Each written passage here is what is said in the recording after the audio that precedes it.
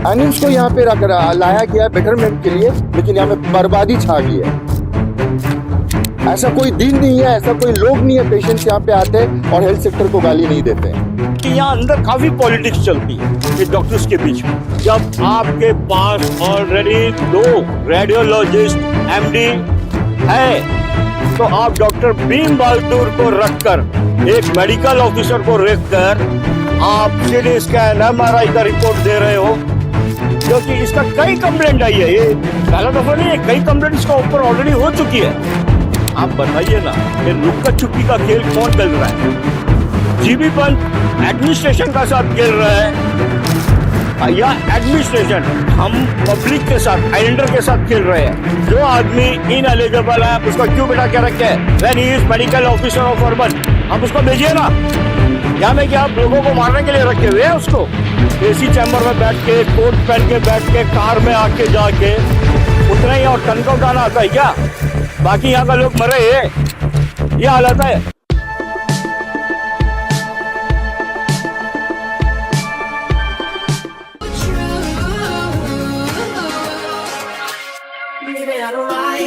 I lost it, said that I was fine, said it from the coffin. Remember how I died when you started walking? That's my life, that's my life. I'll put up a fight, taking out my earrings. Don't you know the vibe? Don't you know the feeling? And you spend the night, catch me on your ceiling. That's your price, that's your price. Well, lady, running down to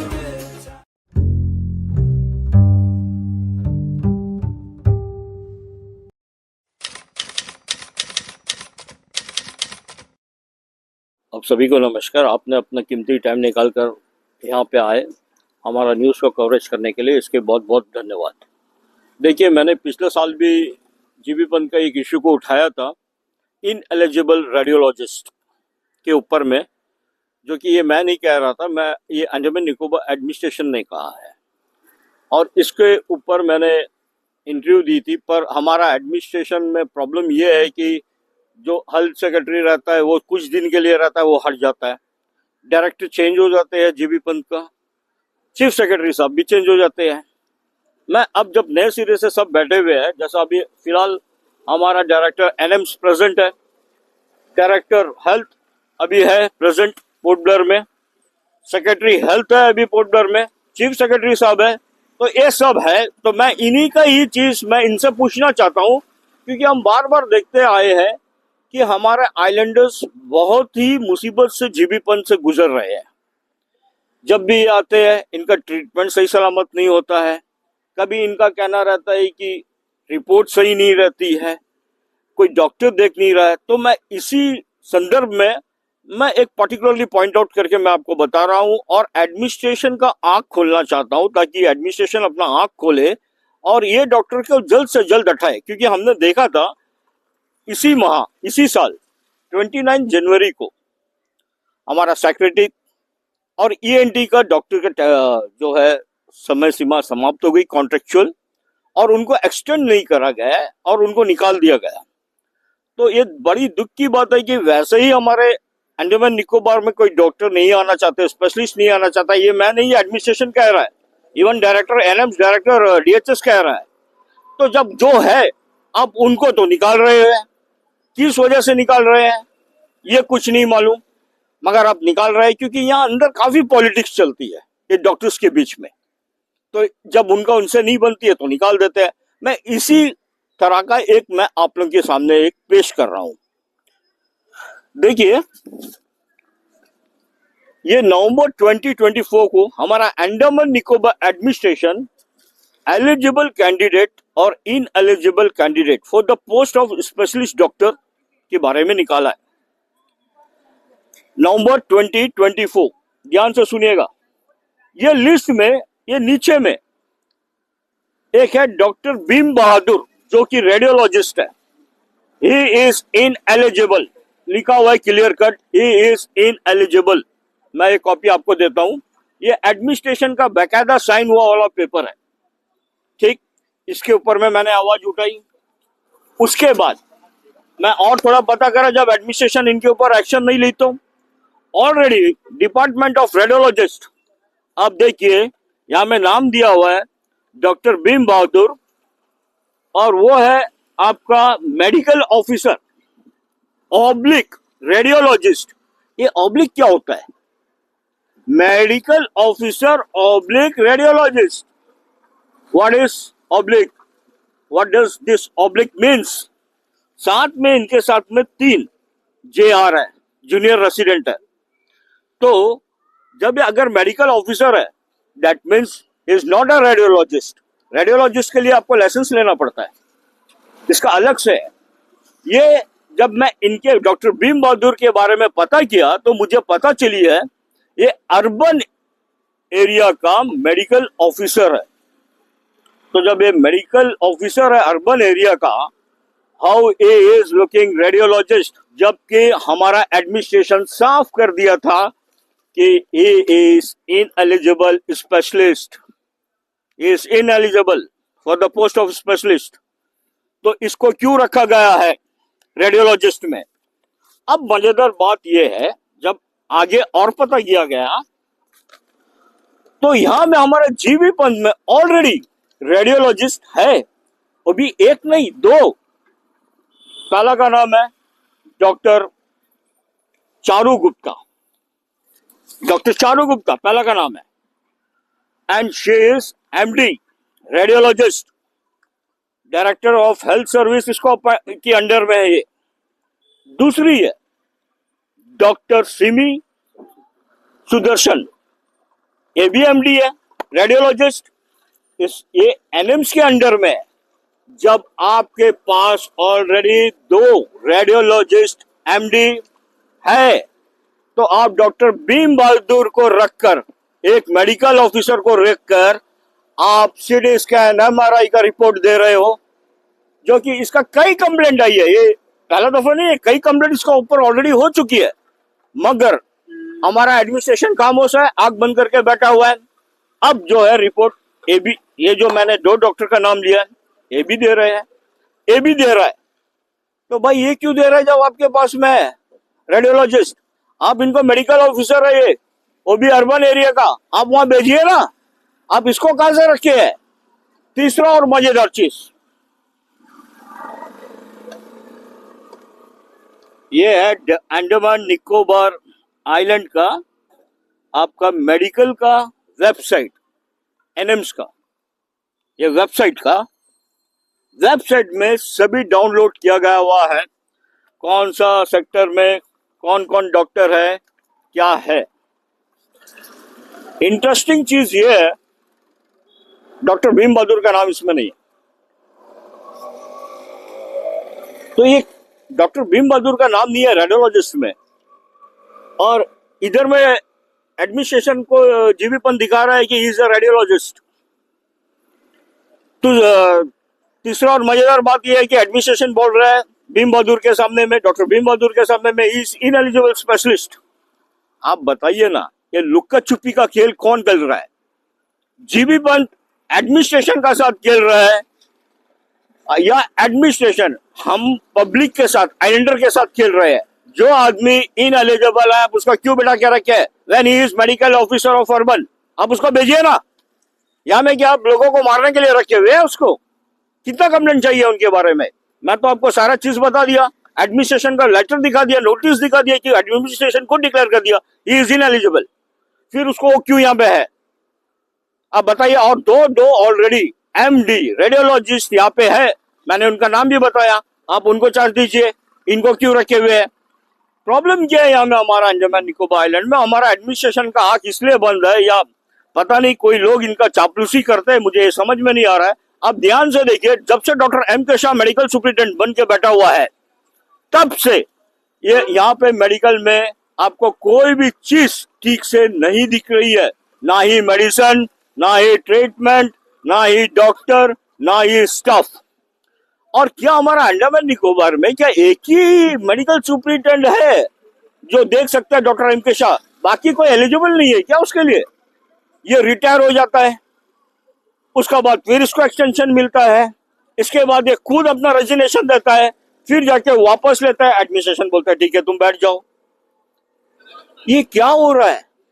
अरे भाई, ये है GB Pant hospital, general hospital. जब M.K. Shah, doctor M.K. Shah नहीं रहता है तो dental से लेके डॉक्टर को बिठा देते हैं, मेडिकल सुप्रिटेंडेंट बना देते हैं। अरे भाई ये डेंटल का हॉस्पिटल नहीं है, ये जनरल हॉस्पिटल है। क्या इतना भी नहीं मालूम है हमारा एडमिनिस्ट्रेशन को? अब जनरल हॉस्पिटल में अब जनरल जो भी सीनियर डॉक्टर है जो एलिजिबल है आप उनको बिठाइए ना, वो देखेगा मेडिकल सुप्रिटेंडेंट का जो भी है। ये क्यों आप इसको लेके नचा रहे हो जो कि कुछ नहीं कर रहा है? दिन का दिन हालत खराब हो रहा है, इंजेक्शन नहीं मिल रहा है, मेडिसिन नहीं मिल रहा है, स्टाफ शॉर्टेज है। हाँ, आप देखे कैजुअलिटी में, आप शाम के समय आके देखिए कैजुअलिटी में ड्यूटी रहती है वार्ड बॉय का। आपका एम्बुलेंस का अगर कॉल आता है, यही कैजुअलिटी का वार्ड बॉय को एम्बुलेंस में भेजते हैं। अगर उस बीच कोई पेशेंट आ गया या पेशेंट को ट्रांसफर करना है, कौन करेगा? कौन करेगा? ये नहीं दिखाई दे रहा है। एसी चैम्बर में बैठ के, कोट पहन के बैठ के, कार में आके जाके उतना ही और तनख्वाह उठाना आता है क्या? बाकी यहाँ का लोग मरे हैं, ये हालत है। अब मैं पूरा बेकायदा आपको एक एक लेटर के साथ, नाम के साथ, वेबसाइट के साथ, सभी माध्यम से एडमिनिस्ट्रेशन के सामने में रख दिया है। अब हमारा मांग यही है, डॉक्टर भीम बहादुर को वापस, जो कि ये मेडिकल ऑफिसर है, इसको वहां भेजा जाए। और हमारे यहाँ दो एमडी रेडियोलॉजिस्ट है, आप उनको जगह दीजिए। साथ में ऑलरेडी 3 जूनियर रेसिडेंट हैं, वो देखेंगे। और जो भी रिपोर्ट हमारा स्पेशलिस्ट को देना होगा, स्पेशलिस्ट डॉक्टर को, जो जैसा कि सीटी स्कैन का हो, जैसा कि एमआरआई का हो, ये हमारा एमडी 2 में से जो भी है वो देंगे। ये क्यों मेडिकल ऑफिसर दे रहा है जो कि क्वालिफाइड ही नहीं है, एलिजिबल ही नहीं है? तो मेरा एडमिनिस्ट्रेशन से यही रिक्वेस्ट है कि आप इनको जल्द से जल्द हटाइए इस पोस्ट से, और जो एलिजिबल है उसको दीजिए। और ये मेडिकल सुप्रिटेंडेंट डॉक्टर एम के शाह, इसको भी हटाइए। और जो है एलिजिबल, क्योंकि ये मेडिकल जनरल हॉस्पिटल है, ये डेंटल का नहीं है या और किसी का नहीं है। आप जनरल हॉस्पिटल का जो भी डॉक्टर एलिजिबल है आप उनको बताइए एमएस में। धन्यवाद। आप सबके बीच में मैं 2 शब्द रखना चाहूँगा क्योंकि ये ज़रूरी है। जैसे कि हम यहाँ पे जानते हैं कि हमारे डीएचएस और एनिम्स मिलकर जो है यहाँ का खास करके जो जीवी पंत हॉस्पिटल है उसको चला रहे हैं। और इसमें तालमेल ना होने के कारण जो है आम पब्लिक को अपना जान भी गंवाना पड़ता है। और जो भी प्रॉब्लम्स आता है उसको जो है ये दोनों मिलकर जो है सॉल्व नहीं कर सकते हैं। और जो हम लोग देखे हैं फिलहाल में कि अगर हम लोग डीएचएस से बात करते हैं तो वो एनिम्स को ऊपर छोड़ देते हैं, और एनिम्स से बात करने से जो है वो डीएचएस के ऊपर में ब्लेम करते हैं। तो अभी दुविधा ये है कि ये डिसीजन कौन लेगा। ये जो प्रॉब्लम हमारे आइलैंडर्स के सर के ऊपर में थोप दिया है, इसका सॉल्यूशन कैसे निकलेगा? जबकि यहाँ का आपका जो है honourable lieutenant governor admiral DK Joshi ji जो है यहाँ का प्रेसिडेंट जनरल बॉडी एनिमर्स है, ठीक है। उसके बाद आपका चेयरपर्सन एग्जीक्यूटिव कमेटी एनिमर्स में आपका यहाँ का हमारे जो चीफ सेक्रेटरी सर हैं डॉक्टर चंद्रभूषण कुमार, ये हैं।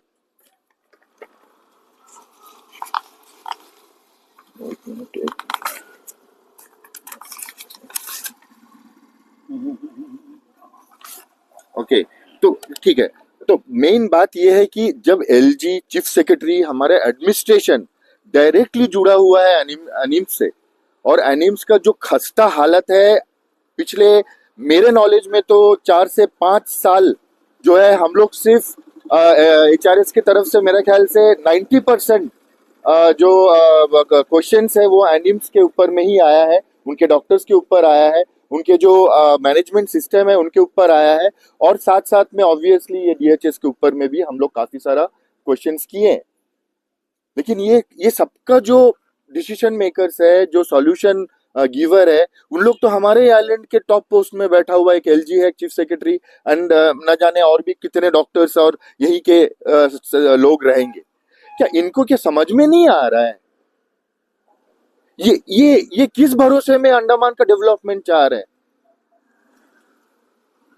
हम भी चाहते हैं कि अंडमान का डेवलपमेंट हो, यहाँ पे जो भी इम्प्लीमेंटेशन हो वो हमारे आइलैंडर्स के लिए सही हो और मॉडर्न हो, ताकि वो बाहर दुनिया से जो है कम्पीट कर सके। एब्सोल्युटली हम भी चाहते हैं, लेकिन ढंग ऐसा है, ट्रेलर ऐसा है। क्या सोच के जो है हमारे जो एक सोसाइटी बेस्ड एनिम्स है, जो कि एक मेडिकल कॉलेज के हिसाब से यहाँ पे आया था, उनको जीवी पंत हॉस्पिटल दिया गया? किस कंडीशन में दिया गया? ऑब्वियसली बेटरमेंट के लिए ही दिया गया होगा, या कुछ ऐसा सोच रख के या ऐसा कोई दावा रख के, प्रोमिसेस रख के दिया गया होगा। क्या मिल रहा है हमें? हमें क्या मिल रहा है? तो इसका आंसरेबल कौन होना चाहिए? हमारे चीफ सेक्रेटरी साहब, हमारे एलजी साहब सामने आए और इसके बारे में जो हेल्थ सेक्टर का खस्ता हालत है, I am not talking about only GV Pant hospital, I am talking about total health sector in Andaman and Nicobar islands. ये तमाशा और नहीं चलेगा। जैसा कि यहाँ में डीम यूनिवर्सिटी के लिए पूरा आइलैंडर्स इकट्ठा हुआ है, बहुत जेन्युइन था, बहुत ही सही था उनके हिसाब से कि यहाँ पे डीम यूनिवर्सिटी आने से काफी सारा प्रॉब्लम्स रहेगा। ऑब्वियसली इसको डिस्कस मोड में लाना चाहिए था, लोगों से पूछना चाहिए था। वही हो रहा है ना अभी तो वही हो रहा है। 2015 से अगर ये शुरू हो रहा था तो एक भी आइलैंडर्स को प्रॉपर नॉलेज क्यों नहीं है? एक भी स्टूडेंट्स को क्यों बताया नहीं गया है? भले ये मैं नहीं बोल रहा हूँ कि डीम यूनिवर्सिटी खराब है, लेकिन क्या है कि ये सोच जिस वजह से अंडमान एंड निकोबार में इम्प्लीमेंट कर रहा है, उसका आप ट्रेलर देखिए। एनिम्स को यहाँ पे लाया गया बेटरमेंट के लिए, लेकिन यहाँ में बर्बादी छा गई है। ऐसा कोई दिन नहीं है, ऐसा कोई लोग नहीं है, पेशेंट्स यहाँ पे आते हैं और हेल्थ सेक्टर को गाली नहीं देते हैं। ये अभी बहुत हाई टाइम हो गया है। अब जो भी इश्यूज हम लोग इतना दिन से झेल रहे थे, उसके लिए रोड पर आने का जरूरत है।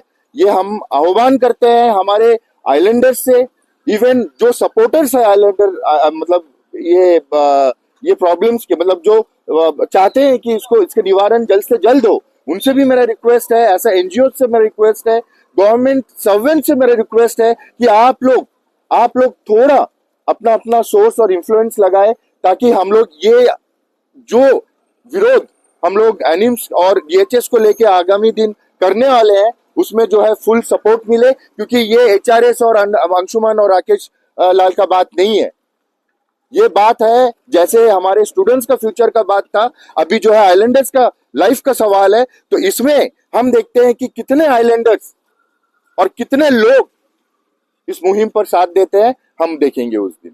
अंशुमन जी, अभी